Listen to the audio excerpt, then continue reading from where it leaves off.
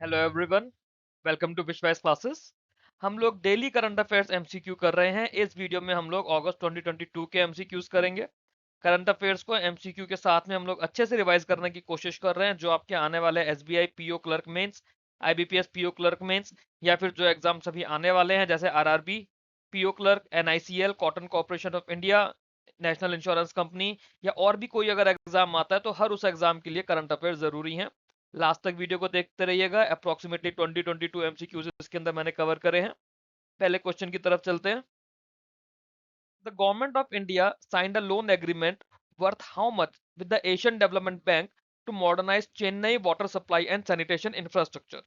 तो चेन्नई का water supply और सैनिटेशन इंफ्रास्ट्रक्चर करने के लिए गवर्नमेंट ऑफ इंडिया ने एशियन डेवलपमेंट बैंक के साथ में लोन एग्रीमेंट साइन करा है। लोन एग्रीमेंट कितने अमाउंट का है? यह है 230 मिलियन डॉलर्स का। Option C, government of India ने एशियन डेवलपमेंट बैंक के साथ में 203 मिलियन डॉलर का लोन एग्रीमेंट साइन करा है for the Chennai climate resilient water security and sewerage project. इस प्रोजेक्ट के अंदर 170 किलोमीटर से ज्यादा पाइप कंस्ट्रक्ट होंगे, अपग्रेड होंगे, पंपिंग स्टेशन बनेंगे, और चेन्नई को पहला इंडियन सिटी बनाया जाएगा जहां पे comprehensive ring main water supply solution लगेगा। Chennai is going to be the first city in India to implement a comprehensive ring main water supply solution. Who was elected as the 23rd president of Bangladesh in the parliamentary election held in August 2026? तो parliament में अभी parliamentary election हुए, और बांग्लादेश में parliamentary election हुए और 23rd president appoint हुए बांग्लादेश के। तो जो अपॉइंट है उनका क्या नाम है? मिर्जा फखरुल इस्लाम आलमगीर। ऑप्शन बी, मिर्जा फखरुल इस्लाम आलमगीर, ये बांग्लादेश के 23rd प्रेसिडेंट बने हैं। ओके। बांग्लादेश की कैपिटल ढाका है और करेंसी टका है। Under its partnership with DPIIT, PhonePe will provide startup access to its indigenous mobile application distribution platform known as. तो फोनपे ने डीपीआईआईटी के साथ में एक पार्टनरशिप करी है। उसके अंदर जो स्टार्टअप्स हैं उन्हें एक indigenous mobile application distribution platform मिलेगा। उस प्लेटफॉर्म का नाम पूछा गया है, और ये जो प्लेटफॉर्म है ये फोनपे का प्लेटफॉर्म है। So the name of the platform will be Indus app store.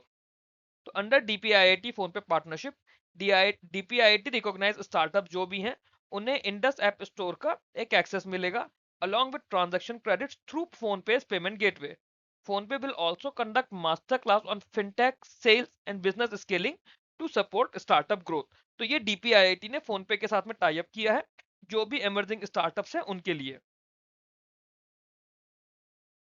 The National Report on Deep Sea and Distant Water Fisheries Resources of Indian EEZ, National Report on Deep Sea and Distant Water Fishery Resources of the Indian EEZ, it was released by which specialized institution under the Ministry of Earth Science?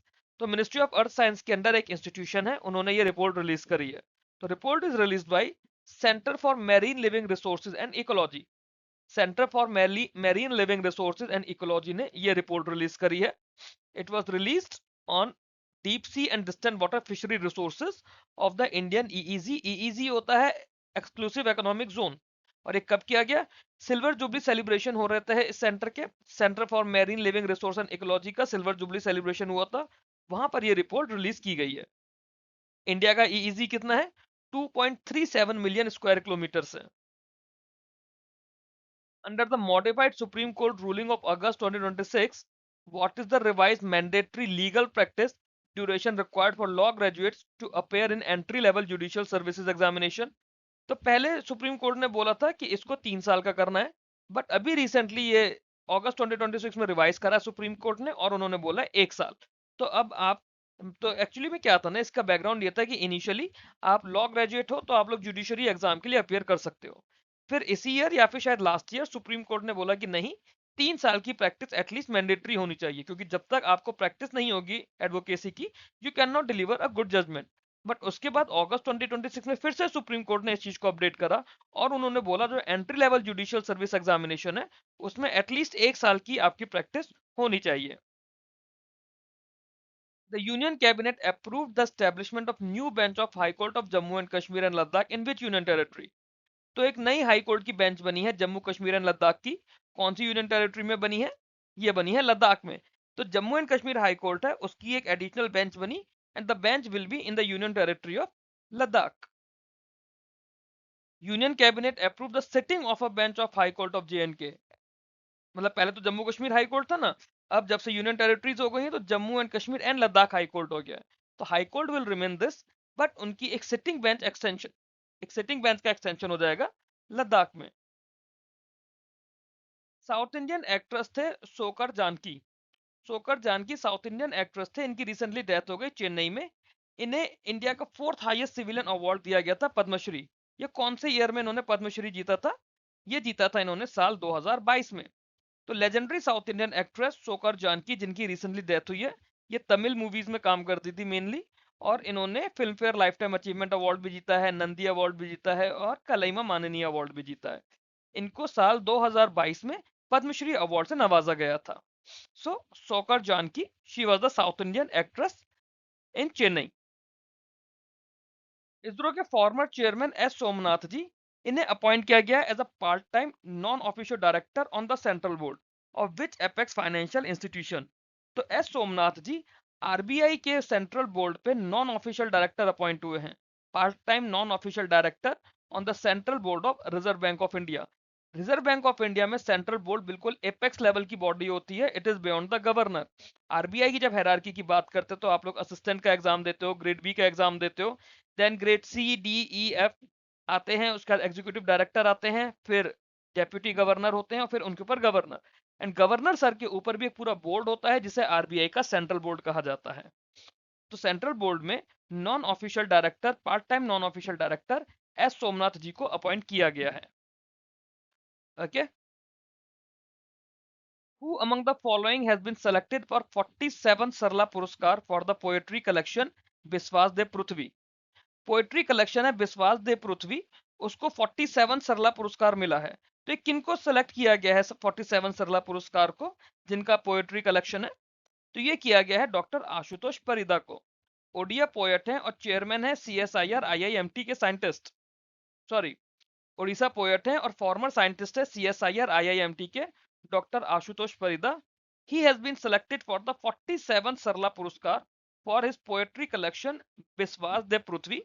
Award जो है it is conferred bye impact, और इसमें 7 लाख रुपए का cash prize, एक copper plaque और एक citation दिया जाएगा। अगस्त 2026 में सेबी ने एक सर्कुलर इशू करा। उस सर्कुलर में बोला कि जो फॉरेन पोर्टफोलियो इन्वेस्टर्स हैं, उनके कुछ क्रिटिकल ऑनबोर्डिंग डॉक्यूमेंट्स होते हैं जिन्हें वो अपने डिजिटल सिग्नेचर्स के साथ में सबमिट कर सकते हैं। तो सेबी ने उन्हें परमिट कर दिया। अब बात है वो कौन से क्रिटिकल ऑनबोर्डिंग डॉक्यूमेंट्स है जिसके लिए सेबी ने परमिशन दी है? तो ये परमिशन दी है उनकी पावर ऑफ अटॉर्नी के लिए। सेबी ने एफपीआई इन्वेस्टर्स को अलाउ कर दिया है to submit digitally signed power of attorney in accordance with the IT act 2000। This moves remove the earlier requirement of physical notarization, apostillization or consularization and form the part of SEBI's effort to digitalize FPI onboarding। पहले क्या होता था कि FPI onboarding के लिए काफी सारा physical setup होता था। कोई भी अगर FPI है जो इंडिया में इन्वेस्ट करना चाह रहा है, it has to go through the process of physical notarisation, apostillisation and consularisation. अब वो सारे प्रोसेसेस हटके एक डिजिटल उसमें हो गया है कि पावर ऑफ अटर्नी को डिजिटली सिग्नेचर के साथ में सेबी को सबमिट किया जा सकता है। आईआरडीएआई ने रिसेंटली एक ऑर्डर दिया जिसमें एक पर्टिकुलर हेल्थ इंश्योरेंस कंपनी को बोल दिया कि अब वो अगले 6 महीने तक कोई भी नई ब्रांच ओपन नहीं कर पाएंगे। दे A health insurance company has been barred from opening any new place of business for 6 months with effect from 19 अगस्त 2026। ये कौन सी कंपनी के ऊपर ये पेनल्टी लगाई है एल्डाई ने? ये लगाई है Niva Bupa health insurance company limited पर। एल्डाई ने Niva Bupa health insurance company को बार कर दिया है from opening any new place of business for 6 months. क्यों? क्योंकि इन्होंने एक्सपेंस ऑफ मैनेजमेंट लिमिट्स के साथ में नॉन कंप्लायंस थे ये लोग फाइनेंशियल ईयर 2024-25 में। तो जब फाइनेंशियल ईयर 24-25 की बैलेंस शीट पे नीवा बुपा हेल्थ इंश्योरेंस कंपनी का एयरलाइन ने इंस्पेक्शन किया होगा, वहां पे कुछ उन्होंने कंप्लायंस फेलियर देखे और उन फेलियर के बेसिस पे उन्होंने ये बोला कि कंपनी अब कोई आने वाले 6 महीने तक के लिए कोई भी नई ब्रांच ओपन नहीं कर पाएगी, कोई भी न्यू प्लेस ऑफ बिजनेस नहीं ओपन कर पाएगा। Recently India rating and research ने इंडिया की रिवाइज जीडीपी कितनी बताई है फाइनेंशियल ईयर 26-27 के लिए? तो ये बताइए 6.8% ने। इंडिया रेटिंग एंड रिसर्च ने बोला कि फाइनेंशियल ईयर 26-27 के लिए इंडिया की जो रिवाइज रेटिंग है वो है 6.8%। पहले इन्होंने 6.7 बताई थी, अब रिवाइज करके इन्होंने 6.8 बोली है। विलियम एफ रेमुसन इनकी रिसेंटली डेथ हो गई 93 ईयर्स की एज पे। He was the co founder of which organisation? He was the co founder of ESPN. ESPN के को फाउंडर थे विलियम एफ रेमुसन, जिनकी रिसेंटली डेथ हो गई है। और कहां पर डेथ हुई है इनकी? सिएटल यूएसए में। He was also known as the father of sports television. कौन सी ऐसी एनबीएफसी बन गई है रिसेंटली जिन्होंने पहली एक्सक्लूसिव ब्रांचेस अपनी ओपन करी है to dedicated silver loan? Silver के अगेंस्ट में लोन देने वाली कौन सी एनबीएफसी है? It is the first NBFC in India जिन्होंने एक्सक्लूसिवली ब्रांचेस सिर्फ सिल्वर के अगेंस्ट लोन देने के लिए खोली है। यह है Paul Merchants Finance Private Limited. Answer is option D. Paul Merchant Finance Private Limited ने रिसेंटली क्या करा, इन्होंने अपनी ब्रांचेस ओपन करी और एक्सक्लूसिवली सिल्वर के अगेंस्ट में लोन देंगे ये। क्यों? क्योंकि आरबीआई की डायरेक्शंस आई थी 2025 में, जिसमें बोला गया था कि NBFCs can land against gold and silver collateral. जो भी वो डायरेक्शन थी उनके अंदर अब जो वो कस्टमर है, कस्टमर 2000 से लेके 15 लाख रुपए तक का लोन ले सकते हैं। तो गोल्ड के अगेंस्ट तो लोन मिलता ही मिलता था, अब सिल्वर के अगेंस्ट भी इजीली लोन मिल सकता है। तो आपको किसी ज्वेलर के पास या इनफॉर्मल मनी लेंडर के पास जाने की नीड नहीं है, आप प्रॉपर एनबीएफसी के पास जा सकते हैं। Public sector banks have proposed creating a separate sub-target within an existing 40% PSL requirement for climate and transition finance। ठीक है, उन्होंने बोला है कि क्लाइमेट और ट्रांजिशन फाइनेंस के नाम पे विद इन द 40% का पीएसएल टारगेट है पब्लिक सेक्टर बैंक्स के लिए, उसमें एक सब टारगेट बनाया जा सकता है। तो वो कितना परसेंट सब टारगेट बनाने की बात बोली गई है? तो ये बात बोली गई है 2%। तो पब्लिक सेक्टर बैंक्स ने कलेक्टिवली बोला है कि एक 2% का सेपरेट सब टारगेट बना देना चाहिए for climate and transition finance within the existing 40% PSL requirement। Currently ऐसा कोई सब टारगेट अभी नहीं है ट्रांजिशन फाइनेंस के लिए या फिर क्लाइमेट फाइनेंस के लिए, बट ऐसा किया जा सकता है। तो ये जितना भी फंड जाएगा, ये एक डेवलपमेंट है। किस चीज के लिए डेवलपमेंट है? ग्रीन फाइनेंस से रिलेटेड। हमने टॉपिक पढ़े ना ग्रीन फाइनेंस के, आरबीआई ग्रेड बी वालों बच्चों ने भी पढ़ा है, आप लोगों ने डिस्क्रिप्टिव के लिए भी पढ़ा होगा। तो ग्रीन फाइनेंस के लिए ये चीज बोली गई है। Recently, how much did State Bank of India raise through its public dollar bond issue from its London branch? तो स्टेट बैंक ऑफ इंडिया ने लंदन ब्रांच से public dollar bond issue release करे, उसमें उन्होंने पैसे रेस करे। बात है कितना पैसा रेस किया गया? 500 मिलियन यूएस डॉलर रेस करा स्टेट बैंक ऑफ इंडिया ने। 500 million US dollars. State bank of India ने 500 मिलियन डॉलर रेस करे हैं। 5 साल का पब्लिक डॉलर बॉन्ड इशू है। यह भी पूछा जा सकता है कि ये कितने ड्यूरेशन का है, क्योंकि SBI is the India largest bank. तो कितने साल का इशू किया है? 5 साल का। इसका कूपन रेट कितना है? कूपन रेट 5.25% का है। और इसको जो पीक ऑर्डर बुक मिली है वो कितनी मिली है? 2.46 बिलियन डॉलर्स की इसकी ऑर्डर बुक हुई है from 145 investors, nearly 5 times the issue size. तो जैसे आप आईपीओ में इन्वेस्ट करते हो ना, तो बेसिकली क्या होता है कि एसबीआई ने बोला कि हम पब्लिक डॉलर बॉन्ड इशू कर रहे हैं। ठीक है, अब लोग उसके लिए अप्लाई करेंगे similar to how we apply against the IPO in India. अब एसबीआई ने ये बोला कि टोटल जो वो इशू लॉन्च कर रहे हैं 500 मिलियन डॉलर्स का है, बट ये तो लॉटरी सिस्टम से बाद में मिलेगा। ऐसा तो है नहीं कि आप गए और first come first serve basis पे खरीद लिया। तो लोगों ने इसके लिए सब्सक्राइब करा। टोटल सब्सक्रिप्शन हुआ 145 इन्वेस्टर्स का 2.46 बिलियन डॉलर्स। बट एक्चुअली में इशू की वर्थ कितनी थी? इशू सिर्फ 500 मिलियन डॉलर का ही हो सकता था, तो 500 मिलियन डॉलर इशू कर दिया। गवर्नमेंट ने सेंट्रल सेक्टर स्कीम लॉन्च करी है फॉर द डेवलपमेंट ऑफ मखाना, और उसका टोटल आउटले पूछा है। तो रिसेंटली सेंट्रल गवर्नमेंट ने एक स्कीम लॉन्च करी है फॉर द डेवलपमेंट ऑफ मखाना, जिसकी ड्यूरेशन है 2025-26 से 2030-31। तो 5 साल के लिए करी है। इसका फाइनेंशियल आउटले कितना है? फाइनेंशियल आउटले है इसका 476.03 करोड़। तो गवर्नमेंट ने एक सेंट्रल सेक्टर स्कीम लॉन्च करी है for the development of makhana with the outlay of 476.03 crore rupees for from 2025-26 से 2030-31। इंडिया जो है वर्ल्ड का लार्जेस्ट प्रोड्यूसर है मखाना, और Bihar, the state of Bihar is the central hub of the makhana sector. सबसे ज्यादा मखाना जो दुनिया में प्रोड्यूस होता है वो इंडिया में होता है, और इंडिया में सबसे ज्यादा कहाँ होता है? बिहार में होता है। और मखाना जो है एक सुपर फूड की तरह वेस्टर्न कंट्रीज में बहुत ज्यादा प्रमोट किया जा रहा है। तो हमारे पास मखाने का बहुत बड़ा एक्सपोर्ट पोटेंशियल है, जो हम यूएसए में, यूके में, अलग अलग वेस्टर्न कंट्रीज में एक्सपोर्ट कर रहे हैं और आगे भी और करेंगे। Yashoda AI women path to AI empowerment, ये एक प्रोग्राम लॉन्च किया गया है। Yashoda AI women's path to AI empowerment, ये प्रोग्राम कौन सी ऑर्गेनाइजेशन ने लॉन्च किया है? तो programme is launch by the national commission for women.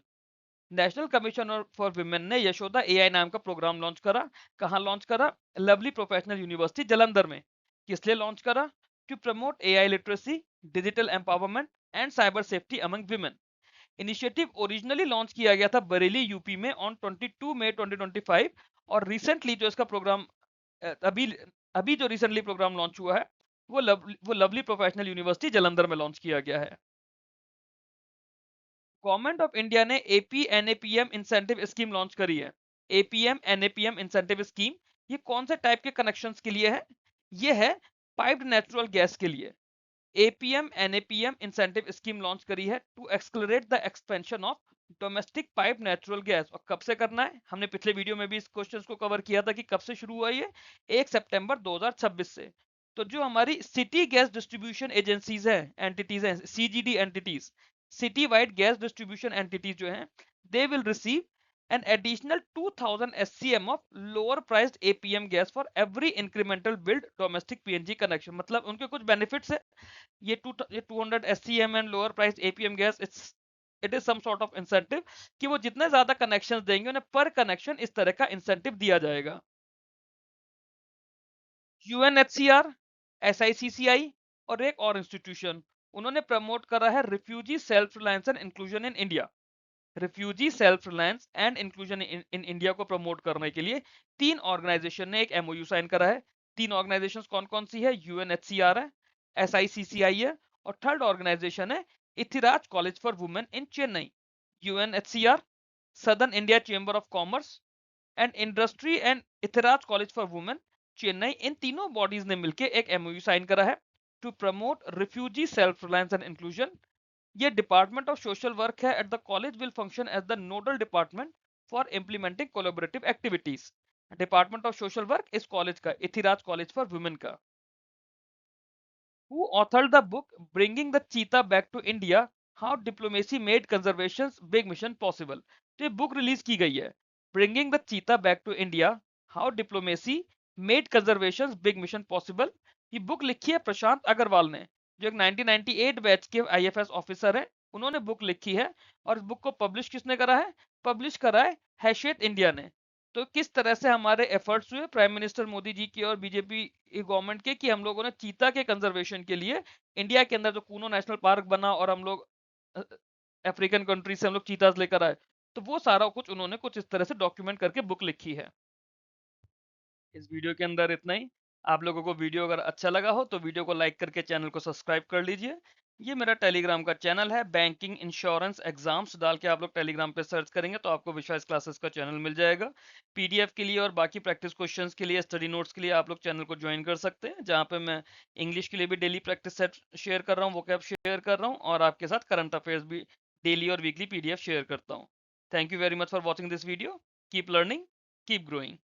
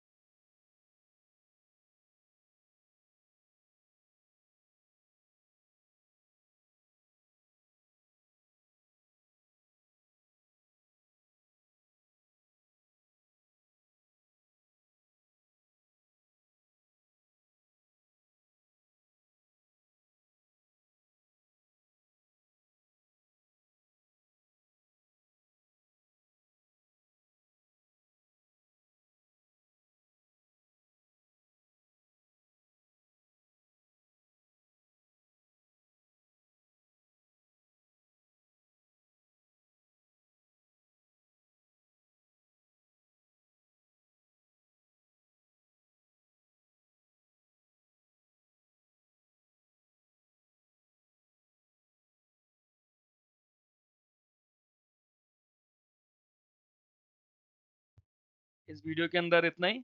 आप लोगों को वीडियो अगर अच्छा लगा हो तो वीडियो को लाइक करके चैनल को सब्सक्राइब कर लीजिए। ये मेरा टेलीग्राम का चैनल है, बैंकिंग इंश्योरेंस एग्जाम्स डाल के आप लोग टेलीग्राम पे सर्च करेंगे तो आपको विश्वास क्लासेस का चैनल मिल जाएगा। पीडीएफ के लिए और बाकी प्रैक्टिस क्वेश्चंस के लिए, स्टडी नोट्स के लिए आप लोग चैनल को ज्वाइन कर सकते हैं, जहाँ पे मैं इंग्लिश के लिए भी डेली प्रैक्टिस सेट शेयर कर रहा हूँ, वोकैब शेयर कर रहा हूँ, और आपके साथ करंट अफेयर्स भी डेली और वीकली पीडीएफ शेयर करता हूँ। Thank you very much for watching this video. Keep learning, keep growing.